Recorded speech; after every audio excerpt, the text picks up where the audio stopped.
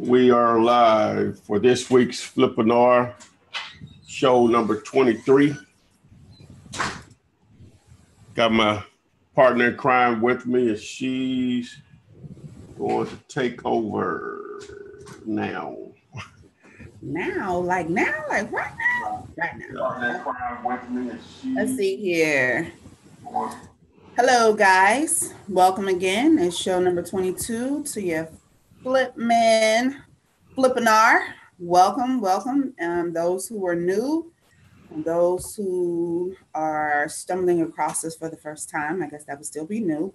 Most definitely welcome to you. Just a few little things that we go over before we begin. We're streaming live across Facebook, Instagram, and YouTube. So you still have a moment to go ahead and tag a friend, let them know you're here. Most definitely share.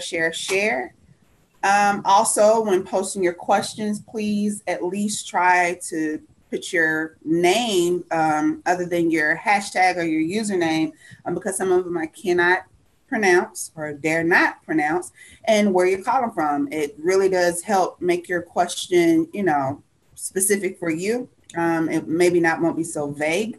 Giving a shout out to those already joining us. Pablo on Instagram, always one of the first ones from LA. I see you there.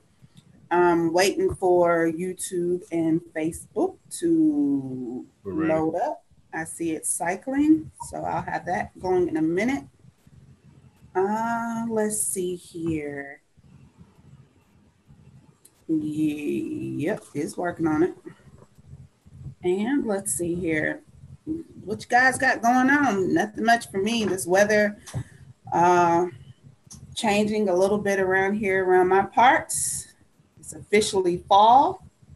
I'm a little sleepy. I just woke up from my nap, so a little upset about that. Lafayette, Louisiana. Let's see who else we got here joining today. Let's see here. My YouTube. There we go. Got it. Sorry, guys. And actually, you have this listed as 23. Is this 23, Ty? Yeah, it's number 23. Ooh, I was wrong. You said 23. Got it. I said 22. Oh, okay. All right. Okay. Hold on, let me cut my volume off. Okay, I see everybody. So Fred, Peoria, Illinois, Mr. Gigi, Kansas City, Lex from Dallas, Twistlin from Dallas, Colorado, South Carolina, Hillsborough, North Carolina, Charlotte. All right, I see we're representing all across the board. So if Tyus Rating has everything set up, I'll let him do a little house cleaning at the very beginning, give you any new information he might have to share. And then we'll jump right on. As I say every week, don't come for me, y'all. Don't come for me. Don't get gator on these questions. I do skip around, but I promise I will go back. And you might get directed back to the video after we're over if you ask the question later in the video that has already been answered multiple times. So don't take offense. It's just we're trying to answer new questions and read the chat boxes. A lot of the answers, our members, our subscribers, they answer it for you before I even get to it. And if they're wrong, I'll correct, but most times they're right. So let's get to it, Ty. Well, welcome everyone. We got any questions ready to go? And what I'm going to try to do is whenever we have is it a deal question, I'm going to try to use the Deal You Later affiliate that I've been promoting over the last week or so to access. So I'll just share the screen. So as soon as we can get to someone has a deal they want us to analyze, we'll use it, see how it works. A couple of features I didn't use in the video I put out last week that I want to share with you on the fly here. So what we got? All right. Going into Instagram, Pablo wants to know, what can I do in the meantime while I wait for my bandit signs to arrive? It has a 3-week shipping period. Okay. Well, what I always recommend is that some of the things that you can do, we'll just say free, is the largest group, and just from my experience of individuals that are going to call you are going to be tired landlords. And so you can be proactive in reaching out to those that are trying to actually rent properties right now, either online or offline. And what I mean by that, obviously you can go to, I use obviously a lot, don't I? But you can go to Craigslist and Zillow, for rent sections of both of those, and reach out. Now, a lot of those are going to be property management companies / realtors trying to take care of the filling that particular property for the owner. You can still speak with them, but it's not going to be as easy dealing with directly with the decision maker, which is the actual landlord / owner / investor. So how that conversation should go is that you call them or you text or whatever, however you contact them, ask them, is the property still available? Whether they say yes or no, your follow-up question or statement would be, well, I'm not interested in renting the property. Actually, I would like to buy it. Would you be interested in selling the property or something to that nature? So and it just goes from there. Now they may say no. If they do, then your follow-up question should be, well, do you have anything else you would like to sell? Because a lot of times they do. And so that's online. So offline, same thing. What I would target is those generic red and white signs that say for rent that they probably bought at Walmart, Home Depot, or Lowe's or somewhere like that, or the black and white ones, just the generic signs that they use a marker to put their contact information and so on the thing. So that's one of the things that you can do. Obviously, you can drive for vacant property. That takes a little research to determine the owner, and then reaching out through them by mail or phone. Then you can take advantage of the option that I've been employing lately. You can get more information on that. Just go to findsellers.net. And that's basically where you're buying a list that most people buy. It's an absentee list, but you could purchase for absentee list for direct mail, but purchase, and you try to form a phone number, then just you simply picking up the phone and calling to see if they would be interested in selling. So there are a couple of things right there. All right. Hope that answered your question, and any other who might be having the same problem on what to do, to stay moving. Jasmine on YouTube says, hey, Flipman, I recently came across a manufactured mobile home. However, how do I get an accurate value of the home without paying for an NADA report? How long does it take to get paid when flipping that? Well, with a mobile home, you have to treat it like a car. And what I would recommend that you do, the information that you'll need is the year it was built, the manufacturer, the size, which is square footage, but they'll do like 20 by 80 or something like that. But and then obviously the number of bedrooms or bath. Does it have to be moved, or does the land come with it? Is it a space that's a lot? It's being rented on a lot. So all that'll factor in as far as decision. Now, how you get a value on it, what I would do is just call some of the local mobile home dealers and, number one, see if they're interested in buying used mobile homes. And if so, can you run a property by them that you may have an opportunity on purchasing that may want to sell to them, and what would they pay for it? And so once you get that number, maybe you want to call a few. Some of them are going to be receptive, some won't be, just like anything else. But those that are, you should have a consistent number or something that at least that you could go by. If they give you a number, we're just using it down to they'll pay $10,000, then that means you're normally going to probably get it a lot lower, or whatever number you want to do to make money from it. Now, understand that. Oh, and the other question that you'll need to ask the seller, do they have title in hand? So it's like a car. You have the title, then they can literally do a transaction within minutes with a bill of sale and signing the title. Now it's not going to go the same as with housing. In most cases, you're probably going to have to end up buying it in some form or fashion, or it's a good timing thing, because nothing prevents. Whereas people worry about buyers going around them with houses, they can definitely do it with mobile homes because they have title in hand. When you have a house, when you're trying to do a deal on a house, an actual title has to be a new deed, I guess you would say, is created each time a transaction occurs. Whereas with the mobile home, just like a car, it's just one title unless it's lost. And so if they have it in hand, they can sell it to whoever they want to. There's no title search or anything like that really done. So, well, I guess it can be because it still could be lanes on it, but for the most part, it can be handled like a car. So. All right, that's the question on manufactured homes answered. Let's see. REI Fuller wants to know, have you ever done deals with auctions? Okay, before I answer that, guys, remember that this is live when it's live. And if you're watching this beyond 7 p.m. Eastern to probably about 8:30 p.m. Eastern, then it's in replay mode on YouTube.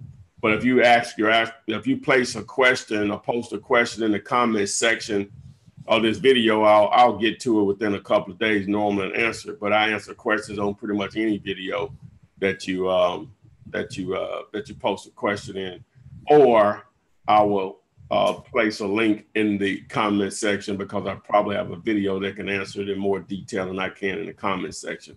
But to answer his question about auctions, wholesaling a property from an auction, you have to have the money to purchase.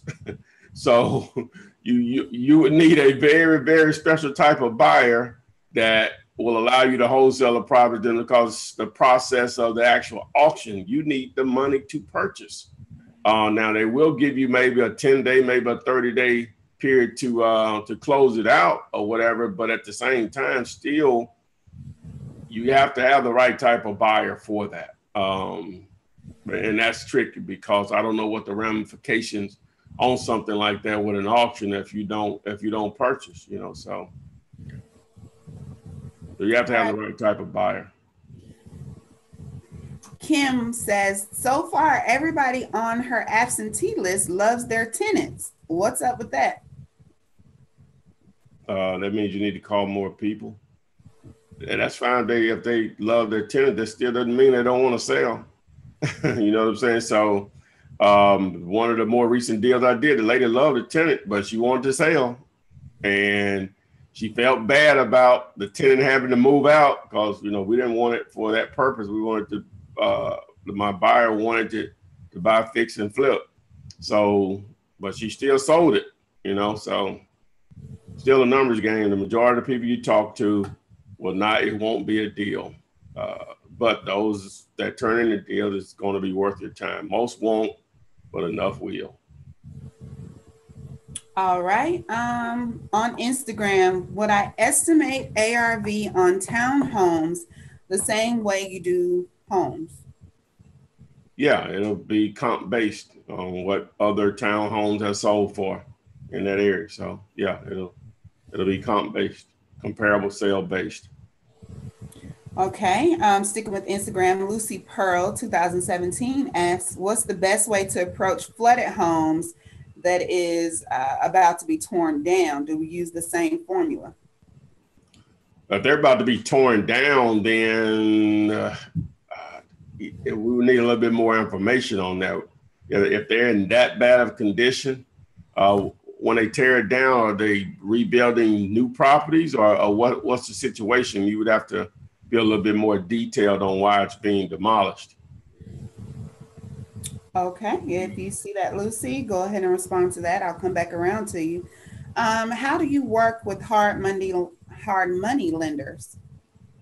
Well, as far as a wholesaler, you don't need them. That's what your cash buyer is for. Now, your cash buyer may use a hard money lender, but you want to make sure that that they will, number one, will allow assignments or a wholesale transaction, because most of them don't care. And how long does it take for their process to be able to actually provide a loan for their client, the buyer? So you personally don't work with hard money lenders as a wholesaler, but some of your buyers may be using hard money. Your biggest concern is that how fast will they close? Okay.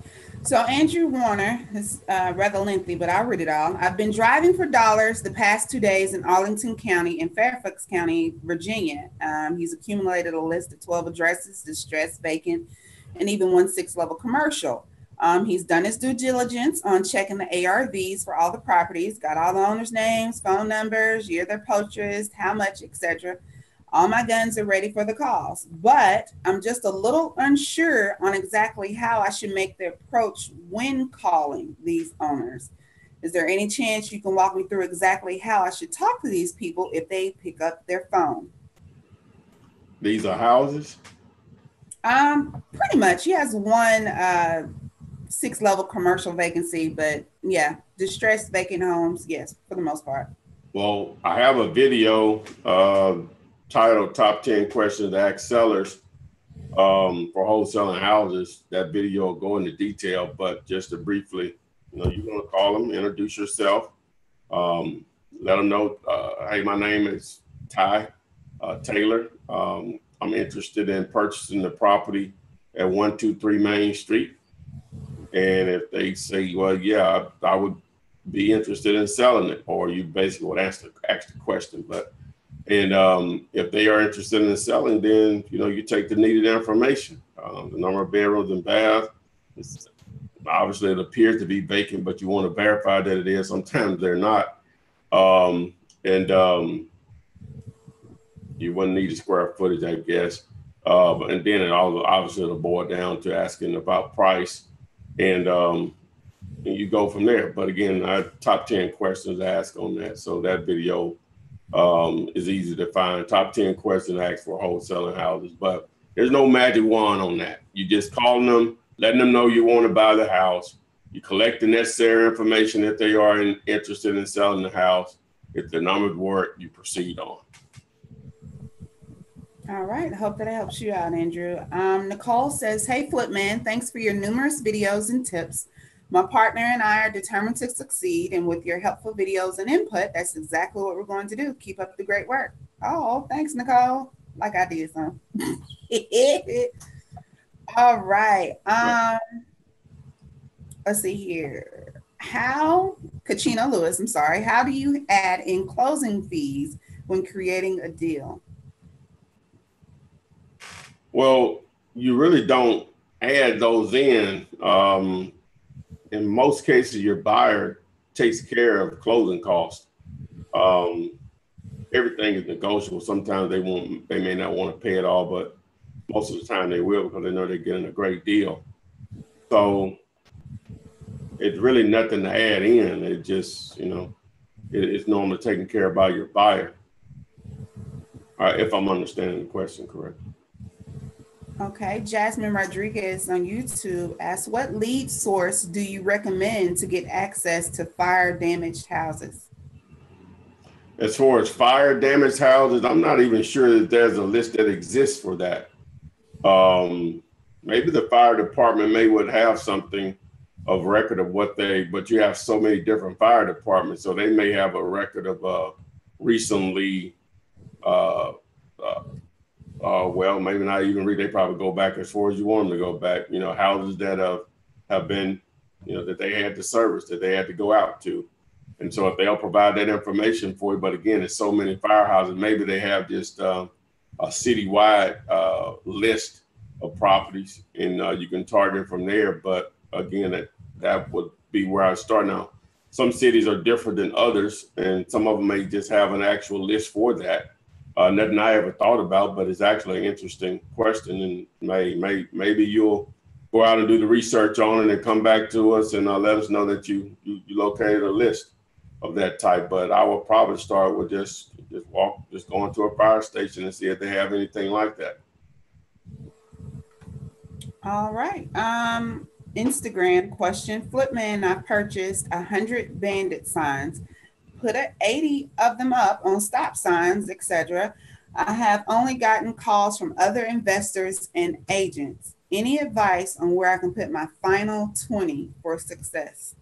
Well, you have the majority of them up, so they'll start to generate calls if the majority of them stay up. So the thing I would tell you to do is to do more. 80 is a good number, but once you get above probably definitely 100, but I'm going to say more like 150, you should start generating all types of calls, assuming most of them are still up. Okay. Nick has a question. He's from Chicago. He wants to know, at what point in a foreclosure is it too late to wholesale? That's going to vary depending on the lender. Obviously, if an auction date is set, it makes it a little bit more difficult. But if you get the right price as far as the amount of equity that's left in the property, it can be stopped. One of the buyers that I used to do a lot of business with when I first started, I used to stop them all the time. So it's possible. I think that may, as I said, different from lender to lender, maybe even some state laws or whatever. So I really just can't give you a concrete answer. It really just boils down to how much of a discount can you get, or sometimes, there's no short sale or anything really needed because there's a lot of equity already. It's just the owners just allow it to get to that point and they wouldn't do anything with it. A lot of people go through foreclosure, they're in denial. They think they're going to come up with the money, which is understandable. But as far as how far along, again, that's going to vary from lender to lender, state to state.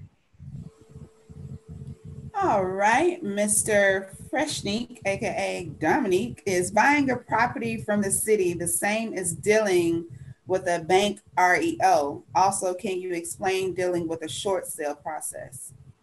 Well, dealing with a city or a municipality, a county or state or whatever, as far as being the same as dealing with a REO, dealing with an REO is very simple. Once it's made available, it's making an offer, they accept it, and you close on it. As soon as you can get a clear title. Dealing with a city, if the property is not actually for sale, then that's one thing. If it's for sale, it's probably going to be just like an REO. It's going to be a simple process. But if it's something that you have to go through the red tape of government, then who knows how long it may take. And that's going to vary from municipality to municipality. So it's difficult dealing with them if it's not actively for sale.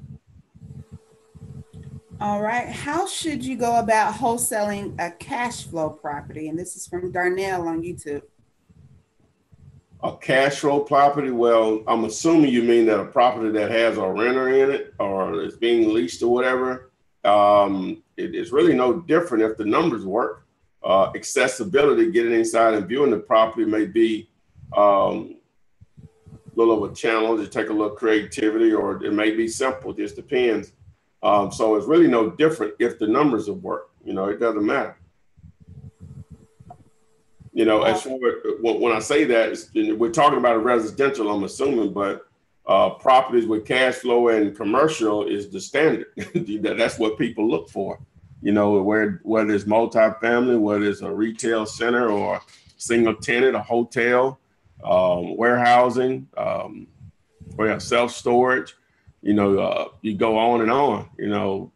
That's very common. Is that the problem? That's how they're valued. Is what cash flow is being produced. NOI, cap rates. All right, T-Dog, that might answer your question as well. T-Dog had a question of, have you ever closed on a home when the seller was still living in the home? I'm sorry, I guess you were talking about. Well, yeah, that's different. Okay, but T-Dog's question is, have you ever closed on a home when the seller was still living in the home that was for sale? Or should I just avoid the home altogether? No, I've done plenty of those. Plenty. If it's a deal, you just have to make it work with the seller living there. You just have to control the buyer, let them know, hey, that, any pricing has to be discussed to me. So, when the property is shown, you need to be there when it's shown, make sure that you mediate the interaction between the buyer and the seller. So, yeah, but you can do those if the seller's still living there if the numbers work. All right. Latanya from Facebook says, hey, Flipman, love your videos on YouTube. Her question is, do you think putting a bandit sign on personal property works? Of course, with permission from the homeowner. Thank you for your information. Any exposure you can get. Obviously, you would probably want to be on corners to get a little bit more exposure. But yeah, if they will allow you to place a sign there, yeah, most definitely roll with it. All right. Move along. Queen Supreme says, I have a plethora of bandos, abandoned buildings, apartments, and commercial properties. However, I feel stuck, struggling with finding correct comp information. The owners and struggling to find buyers. Let's see here. Hold on, it's a two-part. I got to scroll down. Also, the title companies in Pittsburgh eat into the profits with wholesalers in regards to taxes and etc. Is there any way to get around that? So I guess it's a two-part question. Her first part is going to be in regards to finding correct comp information, I guess finding owners and struggling to find buyers. What I thought she said that was a commercial property. That's what she was saying. She said bandos, abandoned buildings, apartments, and commercial properties. So pretty much, yeah. Well, what you're not going to really look for comps on commercial property. It really doesn't work that way. I guess it could, but normally, it's all income based. Even if it's vacant, you got to come up with number one, a use. And then if like with apartments, it'll be more simple to do that because you can compare what other apartments are renting for based on the number of units that'll be projected on that property. So you can come up with a number, and then obviously the condition of it, and then location matters also. Now, as far as finding, she said she's having trouble finding the owners. Yes. Well, if their mailing address is public information, then that shouldn't be that difficult to find them. Now, getting them to respond is another thing in itself. So, but that's the tax bill has to go somewhere unless it's one of those non-disclosure states where it's not public information. So, so that's one thing. And then the other thing is about title company eating into your profits. Now they're going to have closing costs. You know, normally your buyer pays the closing costs. I'm assuming that's what you mean on that. You know, you got to be a little bit more clear on that. Give us an example in them eating into your profits. I'm not sure what you mean. Okay. I'm gonna say Trevice. Trevice. What if the seller wants the cash when we're doing the contract? What do I say? If they want the cash whenever you're doing the contract? Yeah, Ventrice, you might. Yeah. You let them know that the process doesn't work that way. You have to pull a title. You're going to come have contractors / partners to come out and view the property. It's just normally a 30-day process. If they don't want to do that, you know, they're answering it for you. You move on. Either they want to do it your way or you move on. That's it. There's no magic wand, guys. Either they want to do it your way or you move on to the next person. But, you know, that's not reasonable for them to think you're going to just bring the cash and they just turn over the keys for you. I know you say you own it, but I need to prove that you own it. That's what a title search is for. All right. I guess that being from the seller's point, off-roader asks, he states rather, he had a guy show me a bag of $100 bills and wanted to do the deal right then and there. Told him he needed to go to the title company with me, but he wanted me to go by myself. Should I? I guess in a situation like that, what I would do, depending on the transaction, I would probably just either go, I don't know what city he's in, but you know, if he got the cash, I could turn it into some legitimate money. Even if we had to go to 10 post offices and get $1,000 money order on all of them, I think, you know, before they ask you any questions, you could probably get 2,000 without even any problem. So assuming it was 40 grand, we can go to, you know, several of them, you know, and then I wouldn't try to go to a bank and just get a cashier's check unless, you know, you always keep that type of money in your account or whatever. But I'll turn it into, you know, something acceptable by, matter of fact, I had to do that once. A guy showed up with 12 grand at a closing. It wasn't a lot as far as a house, but 12 grand in cash, and it wasn't all hundreds. It was 20s, it was hundreds, 50s, 20s, 5s, and some ones. So I'll let you do the math and let you speculate on your own on where them funds possibly came from. So the title lady was like, I can't accept this. You know what I'm saying? So The next day, he gave it all to me, and I went to my bank and I just got a cashier's check, and we closed the next day or whatever. But he bought cash in it. Well, actually, his girlfriend, she had it in her bag, but so hey, we could turn cash into some legitimate bread. That's simple, man. Now you start getting in some ridiculous numbers or whatever. It's different, but for what we're talking about, that won't stop now.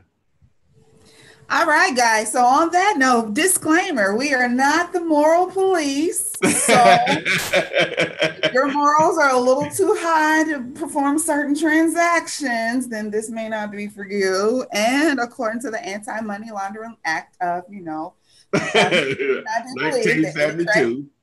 Transaction over $2,000 has to be reported to the government. So yes, a bank will not give you a $10,000 anything or let you withdraw a $10,000 anything. A grocery store, post office without reporting it. Just saying. End of disclaimer. Well, that was a legitimate transaction. You know what I'm saying? The man but it still has to be reported. Period. Don't care. I don't know where he got it from. I don't care. I don't know where he got it from, but man to me. I was just trying to flip a house. So hey, you're right. Where am I getting my dollars from? Okay, moving on, guys. Let's see here. DJ CEO Style says, hey, Flipman, in Dallas and struggling to get my first deal. I send out 50 plus letters and 50 bandit signs. Any suggestions? That's not a lot in reality, but it's better than nothing. You just need to keep doing what you're doing. You need to quadruple those efforts. That's what you need to do. All right. Vanola just made it home, but that's all right. You're not late, love. There's always, replay, and glad to have you. Dominique wants to know, when you first started, did you do much cold calling and door knocking? What was your success or experience with that? Well, you have to understand my personality. If I had to do cold calling and door knocking to start this business, you would have never heard of me. I would have never done the first deal unless the first call or two that I made or the first door or two I knocked on were deals. But I'm not built like that. I respect people that are able to do that. Now, the cold calling, you can be efficient with your time, more efficient.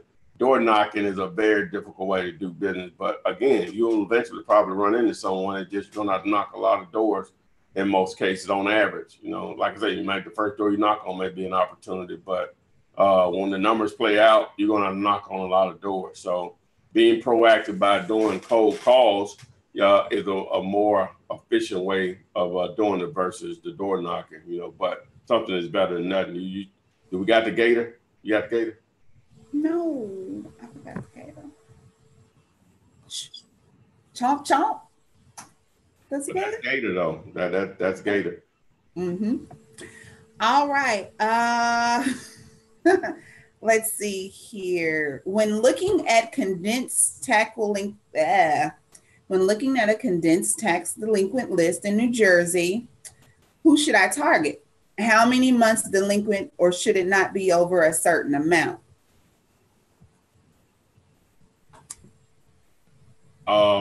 If they're delinquent at all, I think it's relevant.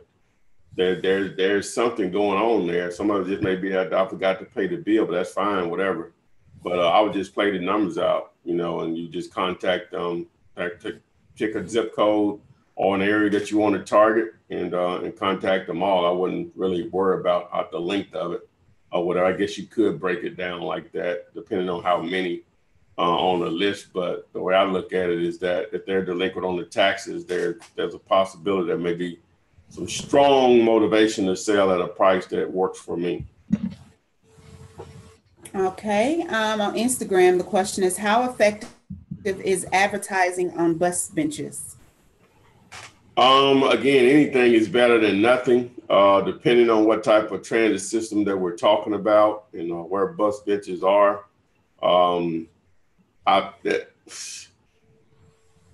It's just going to depend on what type of city you're in as far as how big transit is. And then obviously the cost of it. If you tell me the cost of it, I can probably tell you straight up, what I think is worth it or not. It's all about how many eyeballs you think are seeing it. If they have those numbers, well, more than likely they do. If they're trying to sell you advertising on, they probably can tell you how many people actually, pass by that bench, or, what type of traffic it encounters every day. So. Okay, let's see here. Keithris says, hi, thanks for all your videos with so much valuable content. What is your take on virtual wholesaling?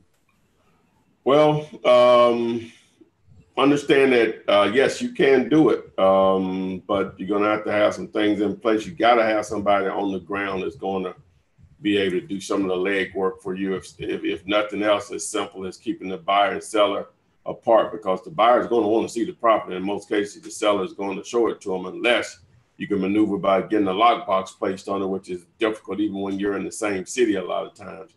So as long as you can have something in place, whether that's through some form of a bird dog or a real estate agent or whoever, but you need someone on the ground to represent you. My thing is that unless you're in a small town or a small market, start out wholesaling where you live first, in my opinion. It's just me. It's a lot easier for a number of reasons. All right, Shamice and Shaq have the same question. How do you get comps for apartment buildings? Do you go by the amount of units? Shaq says it's easier getting it for like residential homes, but not so much for apartments. How do you go about that? Well, normally apartments are evaluated by the income that they're producing. So you're not really comparing what another apartment building sold for. Now, an appraiser will include that in his appraisal, but at the end of the day, it's normally going to be based on the way an investor looks at it, for sure, is what type of income is producing. So your net operating income, or NOI for short. And what that simply means is your gross income, which is normally going to be the majority of rent, subtracting the expenses over the course of a year. So whatever that number is, that's going to be your net operating income. And so then you divide whatever price they're asking into that number, and that'll give you a cap rate, which is short for capitalization rate. So that's what it's going to be. And that's the return on investment that's a better example is that if you put money in a bank, the interest may be, we'll just say 1%. All right. If you buy an apartment building and the cap rate is 7%, then that's better than just having your money in the bank. Now, you may not use cash to buy it, just some of your cash to buy it, and financing is in place, but that's how they look at it, is that what is my return on investment over a course of a year? So there's really not any comps that you're really looking for. It's based on what type of income the property is producing, and in some cases, what can it potentially produce. So it's not like houses, is the point I'm making. If you don't realize it's not like evaluating houses at all. Okay, in regards to the advertising on the transit bench, he said it's $80 a month to rent the bench, and it is in a high traffic area. So on that note, might be worth it. Well, he still didn't get a traffic actual count. Before I get in, I haven't mentioned deal you later. Have a deal you later. No, but guess what? We got a deal coming up. Yes. Are you ready? Yeah, I'm ready. But to answer his question, he still didn't give a traffic count, but $80 a month. I might would give it a shot a couple of months just to see. Maybe pay for 3 months, put a special phone number just for that particular marketing to see how effective it is. That'll be worth $240, I guess, just to give it a shot. So you say we got a deal? I do have my bell, even though I don't have the gator. I'll have the gator next time. We don't need a gator. We are gators. Okay, so Jody Ross, you got your deal you later calculator ready? I'm pulling it up now, baby girl. Jody Rouse has a property under contract. The ARV is $110K. Oh, hold on a second. Hold on one second. I'm going to share the screen. Okay. Okay. So everybody, if you don't know what's going on, dealulator.com, DEALULATOR. It's like calculator, but deal, not deal you, but dealulator.com is a new tool that's accessible for you to use in calculating pretty much is it a deal or not. So Ty has gracefully shared his screen with us, and I know you may not see it on what?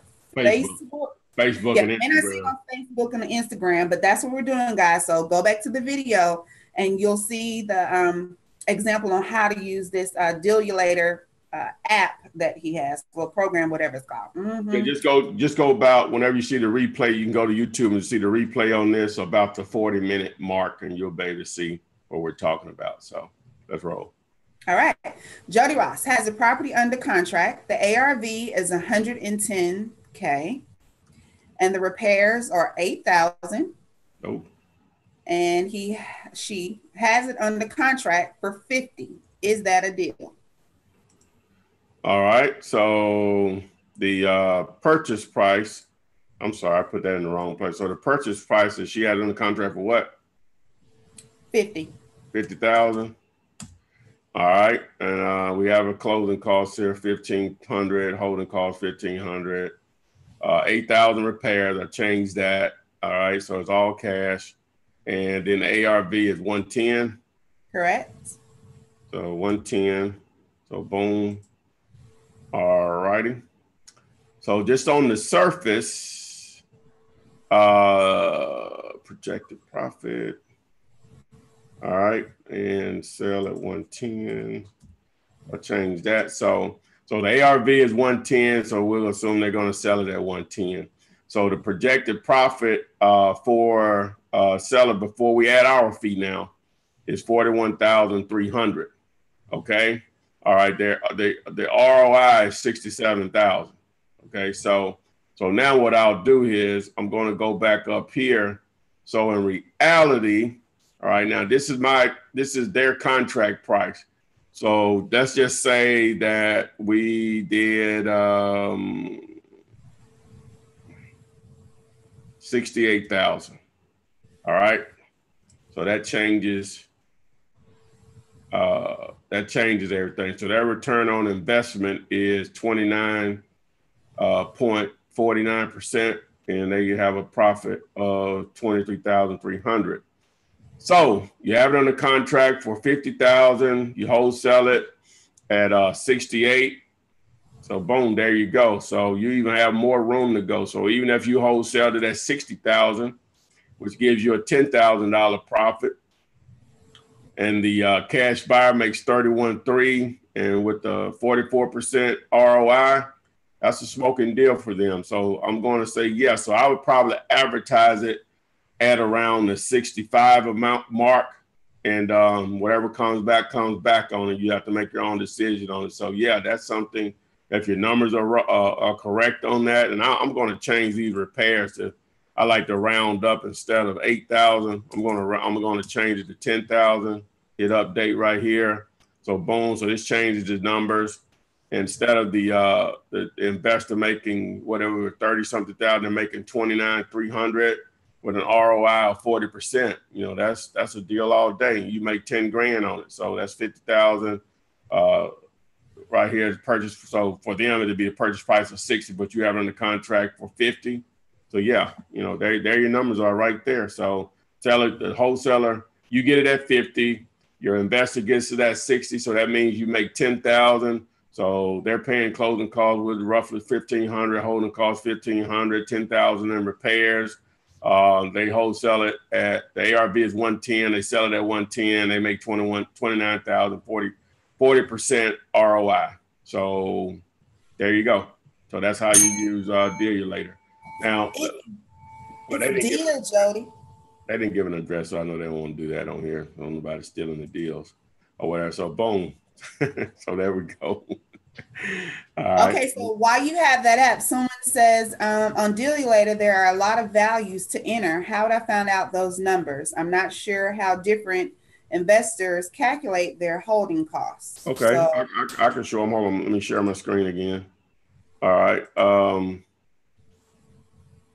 All right. So what we do is I'm going to go to some of my other stuff that I've evaluated here in this account.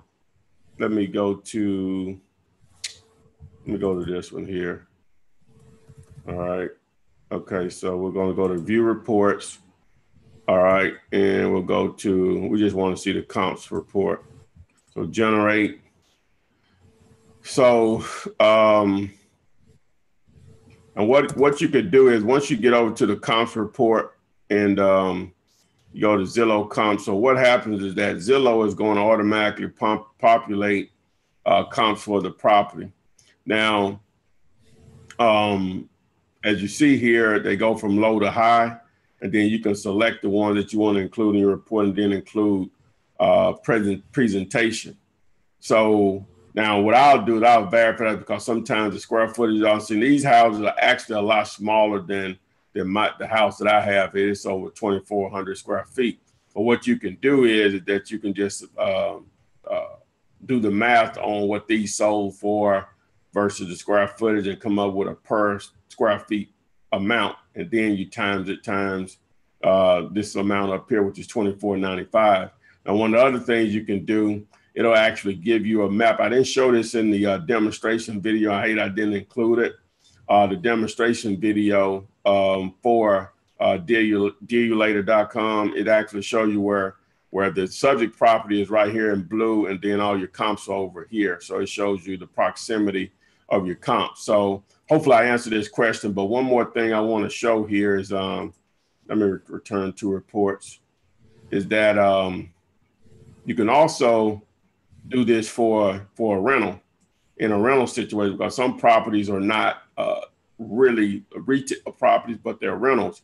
So on this particular property, what it shows, it'll probably rent for around, 14 to 1,600, probably between 14 to 2,000. So I just put 1,600 here, but you can change it right here if you wanted to, square footage and everything. So, but anyway, so what it shows here, it shows operating expenses versus income. So net operating income monthly is 1,300, and the actual cap rate will be 9.02 on this particular property here. As far as a rental, some of this would change obviously to make it more attractive to your buyer. But I just wanted to show you that was also an option there to come up with an exit strategy when you're trying to particularly promote a property using the Dealuator affiliate, which is Rehab Evaluator. So did I answer this question? I believe so. Just while you're there, another question is, do you put the address on Dealulator when you are advertising it on the site? Because aren't you scared of someone stealing the deal?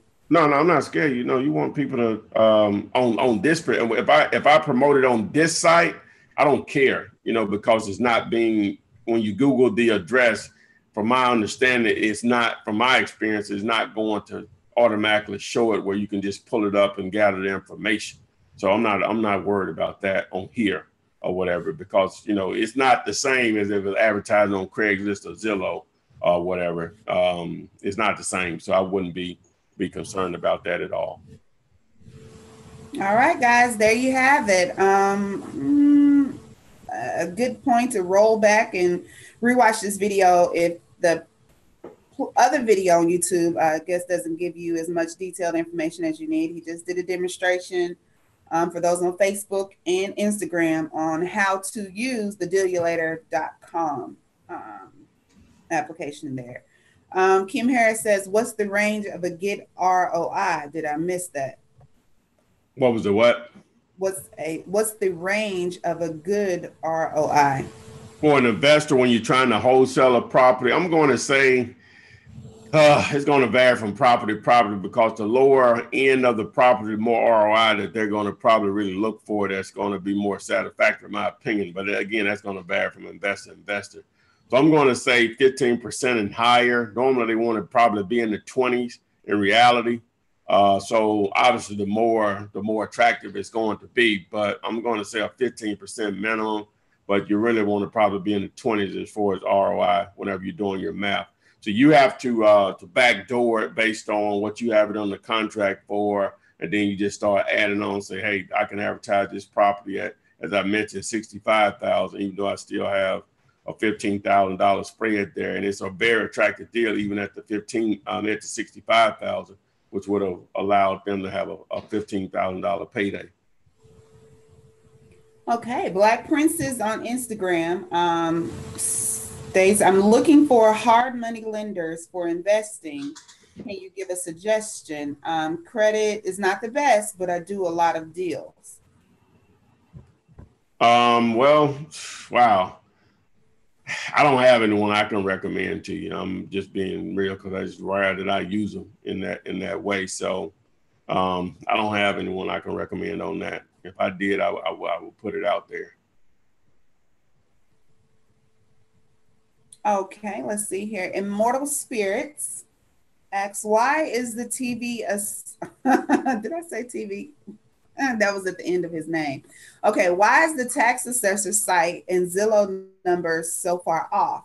Zillow says the house is 35K, and the tax assessor site says it is worth 14K. Who should I trust?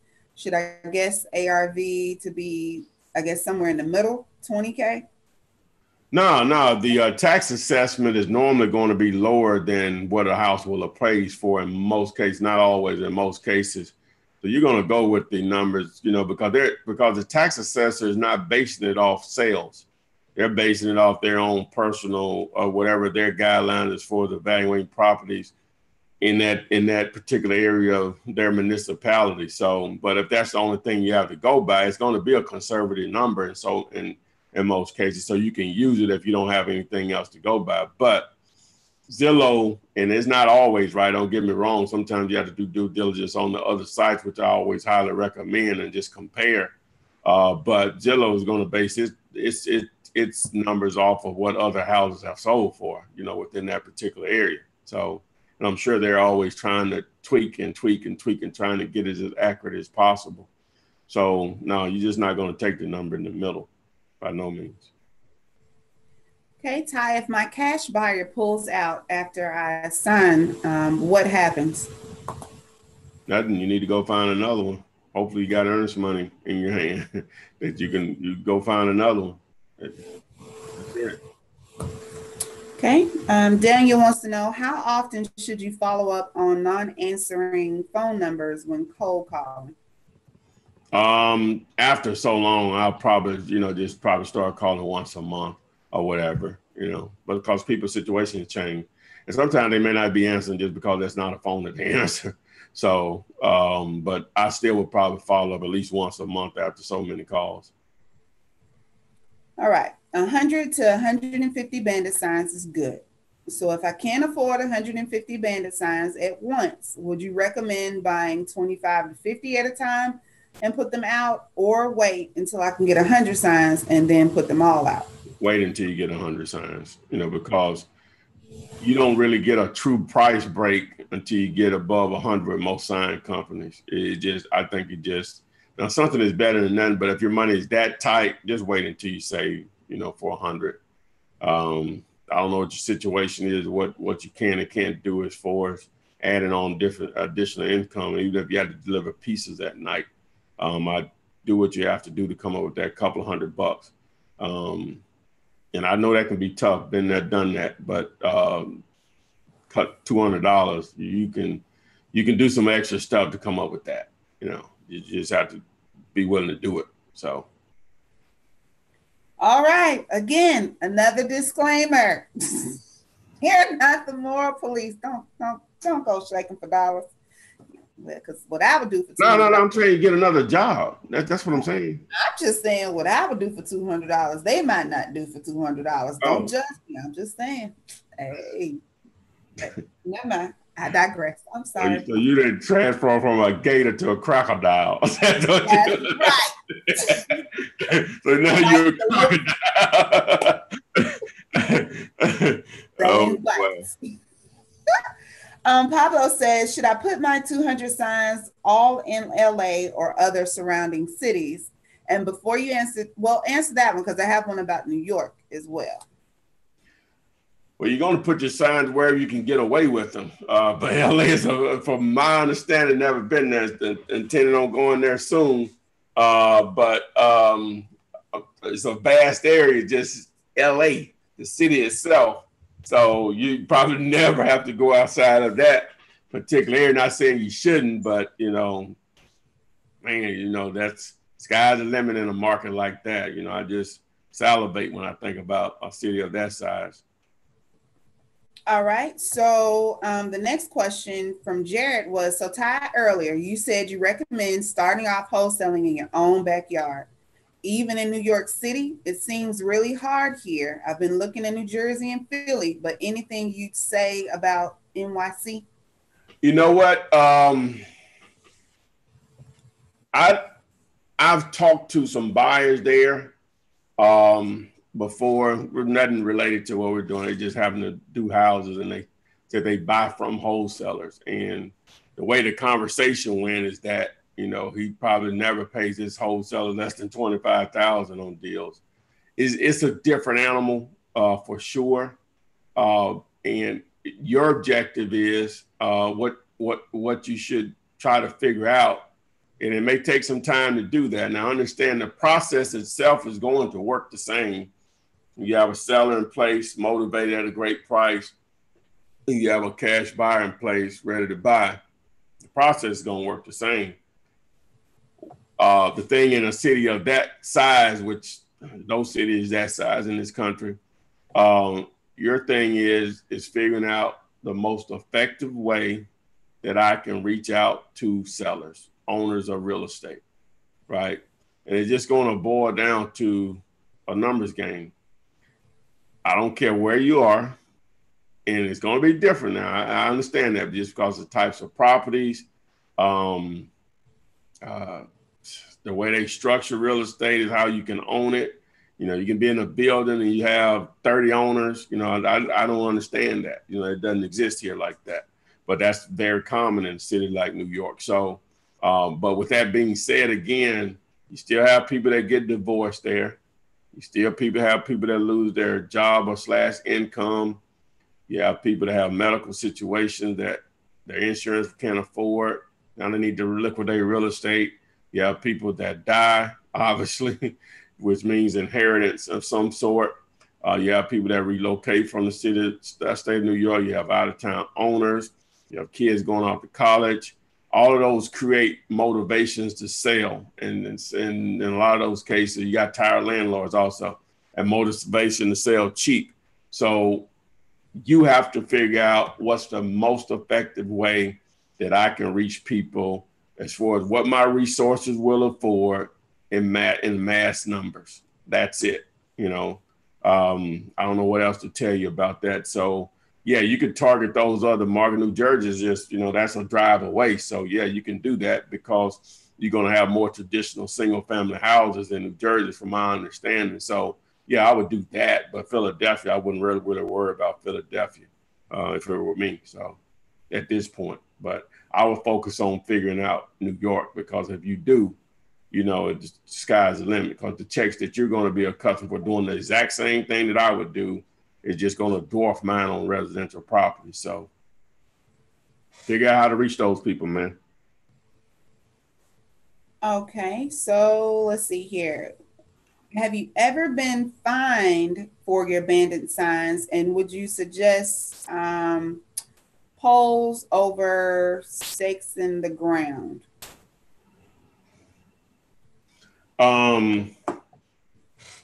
No, I'm going to do cable ties around signs, stop signs, no parking signs, do not enter signs, yield signs, and so on. All of those signs, similar site signs with those type of metal poles. That's what I'm going to do. So stakes in the ground, definitely no. All right, so guys, just a little house cleaning. Surely no one's just joined, but we're going to take this moment to do a little house cleaning, Ty, and then we'll do our last round of going around across all platforms and picking out questions that I might have overlooked that I think are good and need to be answered. So, Ty, how can they reach you? What kind of resources do you have available? All that good stuff. Well, obviously, if you're not aware, I have the 200 plus videos that anyone can take advantage of. Those are free. Many have taken advantage of those exact videos and done wonders with them.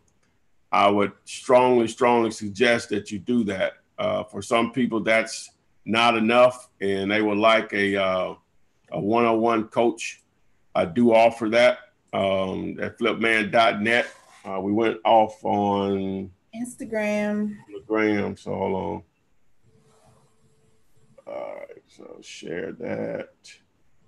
They say you still didn't answer the question. Have you ever been fined for signs? You told me to go into the thing. I'm sorry. I was following this. So no, I haven't never been fined for signs, but I've been called before a couple of times. But we're talking over a 14-year period. So technically, so I've never been fined for signs to answer the question. So not me, not yet. So. Let me put it like this. I might have been fined. I never got the notice. So is that the same thing? It's the same thing, but yeah. It's the same thing. But guys, I wouldn't worry about it, especially if you have one of, those numbers. They ain't going to find you.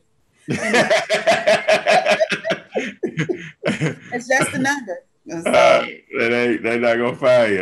That's your answer. That's your final answer. But disclaimer: we're not here to police your morality or whatever. So yeah, who are we talking about? That ain't my sign. That's not my number. I'm just the caller. I just call. I answer the calls. It's not me. Hey, the way you answer that, hey, I told them not to put those signs up there. There you go, big dummies. There you go. I told him not to do that. Okay, so we're back up on Instagram. Yes, Lucy. Yes, Lucy. I know. Go ahead and do your plug and chug. You can start back over on how they can get in contact. Oh yeah. They can access all the free videos on my YouTube channel. They want a free copy of the contract that I've used for the last 14 plus, since 2003. You can get that at flipman.net. Also, if you need a coach, want step-by-step courses, I do offer that, on my site. So there you go. So that's all available to whoever wants to take advantage of it. Is all available there at my site, flipman.net. Make sure you follow me on Instagram, flipman.net. Also, it's Flipman DOTNET, and on Snapchat, Flipman DOTNET, and on Twitter, the Flipman. If you like podcasts, flipmanpodcast.com. Back to regular programming. All right. Ms. Vanola says her kids are watching this time, Ty, so be sure to tell them, hey. Hey, what's going on? What are your kids' name? If it means something to them, which I'm not sure why, but hey, I'll shout out all of their names. Just post them in the comments, and I'll shout out all of their names. Hey. Oh, sweet. I hope they didn't hear my comment about, Lord, we got children watching the show. Oh my goodness. I take everything I say about what I do for $200. All right. On Instagram, as far as bandit signs, posting them on stop signs and yield signs usually gets your signs taken. Is your method to put signs out every day, regardless if they take them or not? Or do you take them down after? No, I don't take them down. Explain to them, what were we talking about today, you and I? What did I say about that? Let me see if I'm doing a good job with my EP. In regards to putting signs up, you want them to be hidden yet visible. So you're not going to put them at the four-way intersection of the busiest streets. Now you might put them at the stop sign before the four-way intersection. It's still going to get seen, and it may not cause as much attention as that one at the busy intersection. Is that what you're talking about? hidden Yeah, but yeah, visible. yeah. You're gonna be visible but invisible. Yeah, exactly. You may have seen some of my older videos where I say put them on main drag. Sometimes you can get away with that, but you have to. It's testing. You just don't want to go crazy like the guy said he put out 80 signs. I wouldn't advise doing that because you could put out 80 signs, especially if your first time, you don't have any experience on how long they'll stay up. You put out 80 and all 80 come down. That's a horrible feeling. Horrible. And so what I suggest is testing, put out, 20, 25 signs. Again, you want to be in a area where traffic jams up a little bit. But as I was explaining to Adria earlier today, I was helping her put out some signs in her market. You want to be visible, but invisible in a sense. So you're not going to just automatically be on the main drags. You're just going to be like the entry streets and maybe a block back, which is probably leading into a neighborhood or not as busy of an area. So again, it's all about testing, but just be creative, think outside the box. But I'm not taking any signs down to answer the question. But shout out to Savannah, Jaden, Lauren, I think I'm pronouncing that correctly, and Hezekiah. Did I get that right? You got it. Hezekiah, and I would say Lorian. Hezekiah. I'm sure she gets the mispronunciation. She'll give you a pass this time. How would you pronounce it? I'd say Lorian. Okay, Lorian. So Savannah, Jaden, Lorian, and Hezekiah. I wish you would have put the ages and the grades or whatever. Hey guys, I appreciate you all watching me. Your mom is doing a great thing. You may not be interested in this now, but I'll put it like this: if she exposes this to you now, whether you're interested now, you may be interested later. When you get out there in the real world and you have to get up every morning and go to somebody's job and you don't want to go there. You can refer back to this video or videos like this that I put out there and many others that are like me, I guess. But your mom is trying to show you something that you just can't put a price on it. College is great, and I encourage that you do it just from, if nothing else, the experience. But what you can learn in just a few hours with trying to educate yourself about real estate will be more, in my opinion, more valuable than most college degrees. Not all, but most college degrees, because they don't really teach you how to make this type of money. They just teach you to go and work for someone else, which is fine. What makes the world go around. But your mom is here because she wants to change her financial situation for you guys. But at the same time, not only just feed you all fish, but you all to learn how to fish for yourselves, so you can always feed yourselves and whoever you care about. So that's my soapbox. But again, I appreciate you youngsters. And see, she did all silly stuff. I'm trying to be serious, but I appreciate you guys for watching. Man, wow, that's impressive.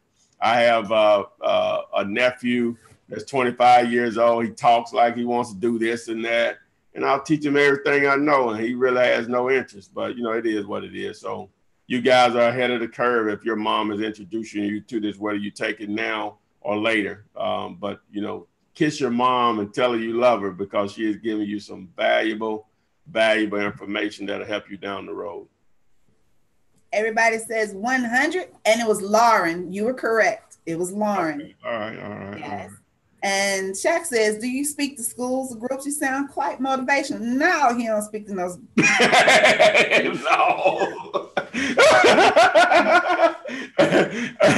Oh, that would be awful. No, it was one or two things. That would be awful. He doesn't do well with public speaking. He can, but he just chooses not to.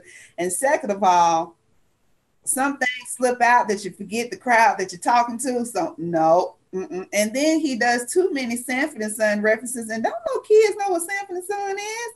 So no, he can't do it at all. Period. That was sweet, real sweet. Good job, Ms. Vanola. Start him up young. That's Mm-hmm. right. How about the car? Put the bandit signs up. More people need to do that. Get them away from them doggone video games. Sitting there with their phone, which we all do this. We all get to this. You're in a restaurant, everybody just like this. You know what I'm saying? But that's cool. That's where we are right now, because I do the same thing. So. All right. Okay, guys. I think we've rounded the corner. I'm going to go ahead and go loop around Facebook, Instagram, and YouTube. Although Facebook, I had like 3 questions all night. I don't know where my Facebook people at. Instagram. We were low on all the numbers tonight. I don't know what was up. Somebody asked me I think I put the wrong thumbnail up there from last week, and it looked like we were doing a replay from last week, but I just changed it though. So, but whatever. So we're good. Okay, y'all make sure y'all tell people, bring people. Come on now. Let's see here. I'm gonna go ahead and let's see. Find a question that I missed. I find that when marketing my properties, I receive calls from other wholesalers representing themselves as buyers. How do you screen buyers to make sure they are not tire kickers? Oh, that's easy, man. You want to ask them how fast they're going to close. All right. And the next question is, I'm going to need $1,500 earnest money. After you ask them how fast they're going to close, they start stumbling, saying, well, I'm going to need, 30 days and all this stuff, wholesaler, which is fine. It's fine. And you can work with them, but you let them know, hey, man, I can't tie my property up that long. You know what I'm saying? So if you got a buyer, we can work to make some money. If you're a wholesaler, it doesn't matter to me. So you just be straight up with them or whatever. But, whenever they start talking that length of time, now, if they say 10 days, still may be a wholesaler. But once you get to an earnest money question, well, how are we going to handle earnest money?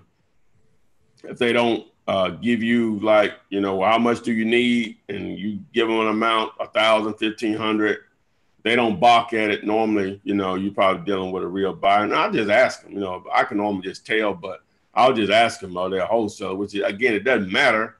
It's just, I just need to know who I'm dealing with. So.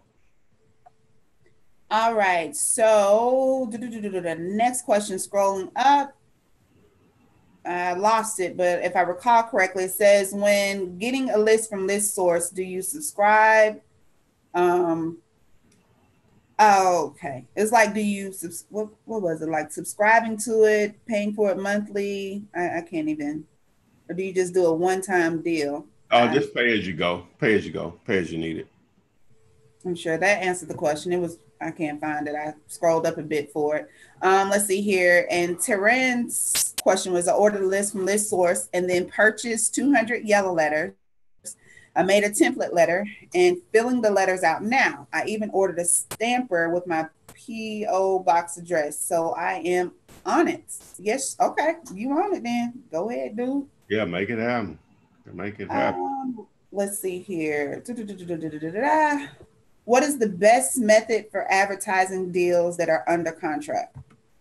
Craigslist, Facebook, etc. All of those are good, especially if they're free. And depending on what type of house it is, bandit signs work well within an area. Just a handwritten sign. Make sure you're using the right markers. That's probably more effective than anything, in my opinion. Now in the higher end houses, it might not be as effective. But those are the things that I would do. You want to reach out, just do a simple Google search on who buys houses in your area. Buy my house. Google is so smart. It obviously recognizes where you are, and call some of those cats. Some of them will be national, some of them be just lead generation sites, but call them, and you're going to run into some actual players. So make it happen. Okay, the question was, when purchasing from list source, do you recommend the membership option or the build a list and purchase option? It's just pay as you go, build a list, pay as you go, in my opinion. Okay, 2 more. This is 1. Watching your videos for a minute now, and I haven't seen this answered or I missed it. Who pays for the clear title? You, the buyer or seller, or is it part of the closing costs? The buyer pays normally for, it's part of closing costs, to answer the question first. But normally the buyer pays for that, normally. But it's negotiable. Sometimes buyers may want you to split, sometimes they may want you to pay it all. So it just depends. So you may be making, we'll say 10 grand, the closing cost is 15. So instead of getting 10 grand, get 8,500. I'm not going to allow $1,500 to prevent me from getting $8,500. So especially if it's a buyer that I think I can do business with over and over again. So. Okay. Instagram, just for fun. Are you a nosy? That's nosy. Beep, beep, beep. Okay. Just for fun. Are you a millionaire, multimillionaire, or neither? Neither. How about that? Neither. What I should be, neither. But I made a lot of money, but neither. All right. Let's see. Okay. Absolute last one. Hey, Ty, other than a title search, do you do any inspections on the property like an underground oil tank sweep, septic tank, etc., or does the buyer know he is expected to do his own due diligence? Yeah, the buyer, that's part of what they're going to do. You're not going to do any of that. They're going to do their own due diligence. To answer your question, I don't care what type of deal it is. Or whatever. They may ask you some questions or whatever. You don't know. So, but they're going to do their own. They're not going to go by what you say anyway. So they're going to do their own due diligence. All right. Oh, so that's it. So, hey, this was brought to you by dealyoulater.com and the flipman.net. So we're glad you guys showed up, especially Savannah, Jaden, Lauren, and Hezekiah. We really appreciate you guys showing up. I hope you all will come back next week. Tell some of your buddies, get them on Instagram and Facebook, or however they get their media going. What else out there? Oh, YouTube. How can I forget that? So, but again, we appreciate everyone showing up this week. Definitely AP doing her EP thing. 200 free videos, flipman.net for coaching, free contract. Follow me on Instagram, follow me on Snapchat, even though I hadn't posted anything on Snapchat yet, but I am, and on Twitter, at @DFlipman. So again, guys, we really appreciate you showing up for this week. I'm not sure what happened. We were a little light on YouTube this week, but that's cool. I think that thumbnail threw people off that it was a replay, but it wasn't a replay. So again, we will see you guys next week. Now it's about to go into replay mode. So again, post your questions in the comments of any video, and I'll do my best to answer them, or lead you to a video that we'll answer in detail. So again, thank you for showing up, and we will see you guys on the flip side.